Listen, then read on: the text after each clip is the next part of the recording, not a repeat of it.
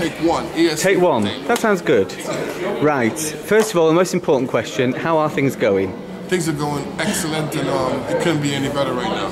Happy with all the have you done any rehearsals actually here in Groben yet? Have you been into Groben yet, or has it just been started tomorrow, really, isn't it? Yeah, exactly. The real, I mean, on the stage it's tomorrow, but I did rehearsals today in Groben, like on the side somewhere. Okay. To make sure I remember the routine from the first time. Yeah, because it's quite a long time ago. That's it. Because it's And actually, I didn't remember it, so it was a good thing we went over it one more time.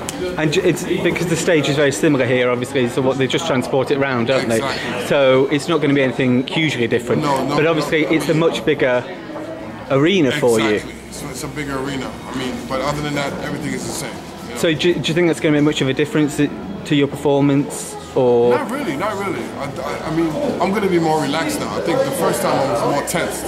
Yeah. This time I'm going to be more relaxed now because I felt like I already won by getting to the finals. Yeah. Like a big step for me, you know, because everybody didn't think that a rap song would go to the finals. So for me to even be in the finals is a big. Yeah, it is something quite new. It's quite different from Melodifestivalen, definitely. Exactly. Yeah. So that's good. Oh, she's back with the drinks.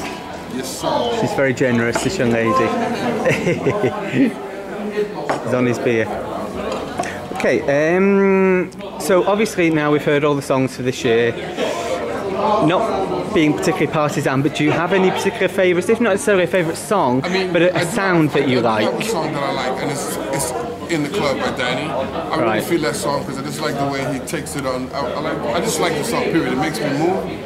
And from the first time I heard the song in Luleå, I thought that this song was going to just wipe everything out. So, I mean, I'm not going to say anything about the rest of the competition, but that's the song that I'm really worried about. Yeah, you know? Stiff competition for you, I mean, as far as a song, because I know this competition is more like, you don't know how the votes are going to go because people aren't really voting because they like a song. They could be liking an artist, so they vote for the artist. You know? Yeah. But as far as songs is concerned, that song is a strong song to compete against.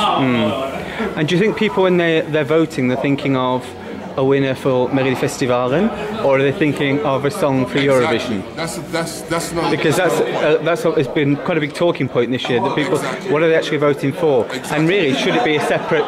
And should be completely separate as a standalone contest? The juries is different. I mean, I entered the competition because I wanted to win. I wanted to win a Eurovision for Sweden. You know what I mean? I didn't enter to get my popularity up. I entered because I had a strong song, and I think this song is actually something that the world can listen to and realize that Sweden is not just a schlager song. It's schlager country. You know? Yeah, because that's the big thing. Something powerful and a lot of fire. That's why I entered, and I really want to win so I can take Sweden to Düsseldorf and bring home gold for them, whatever it is we get. Bring them some flowers, and if flowers we get, I'll bring some flowers back to Sweden. Anything you can from Düsseldorf. Yeah. So, as we said, the song has been around with you for a while because obviously you had to submit it quite a long time ago, and then it's been through all the various selection procedures. Then you've been 5 weeks since you got your ticket to Groben.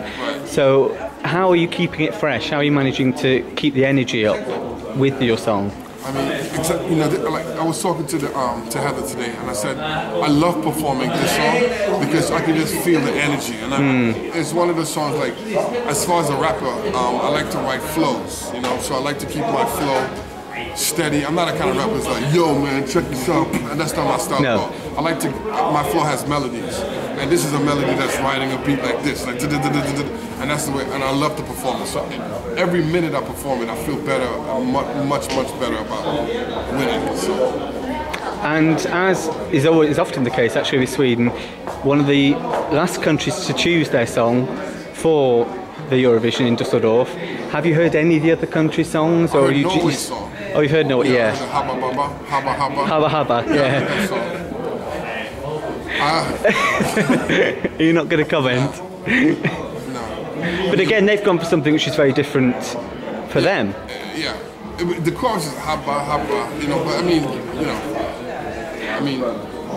I don't know what Habba Habba is. What does it mean? I don't have a clue. She sings Habba Habba and then something else. It's in Swahili. Okay. Because she's originally from Kenya, Stella Mange. Yeah, she's from Kenya. Okay. So there's just that phrase, isn't it? Yeah. I mean, my song's not no Habba Habba. I mean, it's about it's a song with a meaning in it. You know what I mean? It's a song for anybody that wants to gain something in life, and when they get a chance to do it, I mean, if they get a chance to do it and they get that thing, they hold on to it and make sure they don't let it go. So keep on fighting, and then when you get it, you're like, yeah, I got it. And can you think of any particular songs that have been in Melodifestivalen in the past that you've thought, as again, not necessarily a particular favourite of yours, but a sound that you thought this could be something, a way forward Definitely for Sweden? Salam Al Fakir was a great song, and I think if he had won, Sweden could have brought that in. Because that song is like, I'm getting goosebumps just thinking of the song, you know what I mean? It's a good song. I mean, that's why I want Sweden to really pay attention to what they're doing this time, as far as like victory for the country or victory for yourselves. You know what I mean? It's like, let's try to get it home. And do you think it's important that Sweden moves away from the typical Schlager sound that we've had for the past few years now, because it's not always been successful? I mean, it's like 2011 now, you know what I mean? Yeah. I'm not bad mouthing Schlager. No. Nothing negative about Schlager, but you know, it's a new generation. You know what I mean? So let's see what happens. Let's get people into the Melodifestivalen more by changing up the style.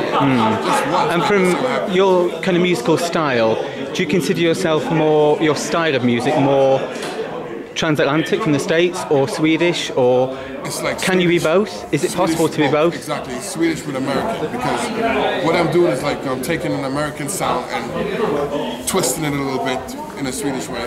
And as you know, I'm American, but I don't talk and speak American when I rap. I have a little patois from the West Indies. So I chop that up, put a little bit of rock and roll, put a little bit of pop, and we call it wonky pop.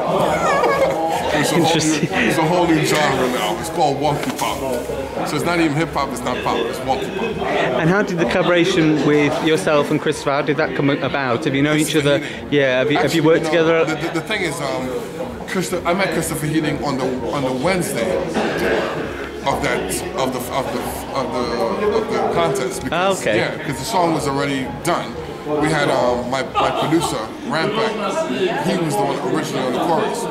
So we heard Christopher's voice, had to put him on there. And I met him on the Wednesday, and then the contest was on the Saturday. So I just saw a picture of him. I just heard his voice. I was like, we gotta get this guy.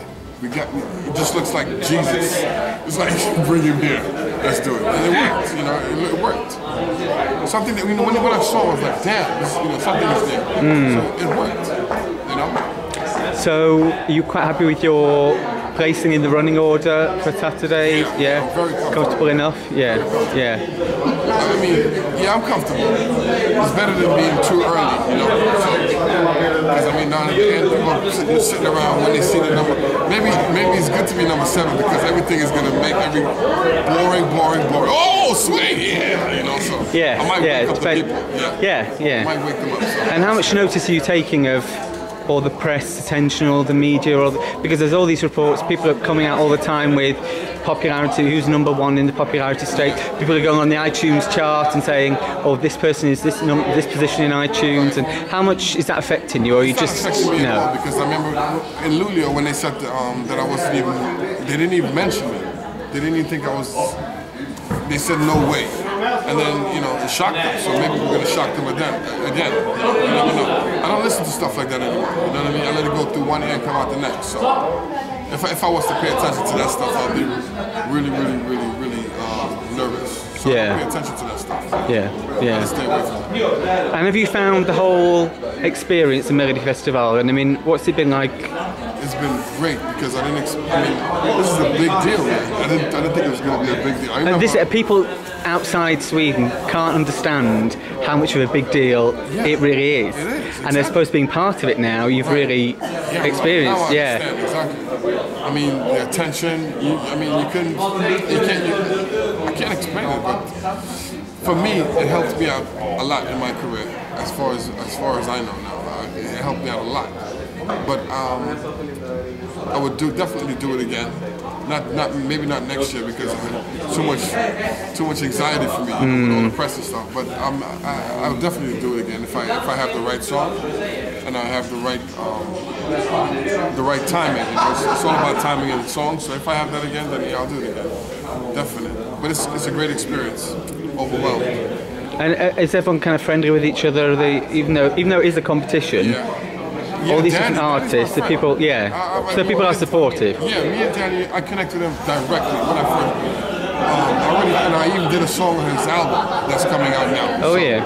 I mean, like I said, if I really want, if I don't win, I want Danny to win. Because, you know, I want to see Sweden win. It's not really about me right now. So it's about Sweden in general. So I mean, maybe everybody's saying the same thing, but I really want Sweden to bring home this because I want to be a part of that history. You know what I mean? Whether I win or not, I want to be like, oh, Sweden won that year, and you know, he was a part of that. So.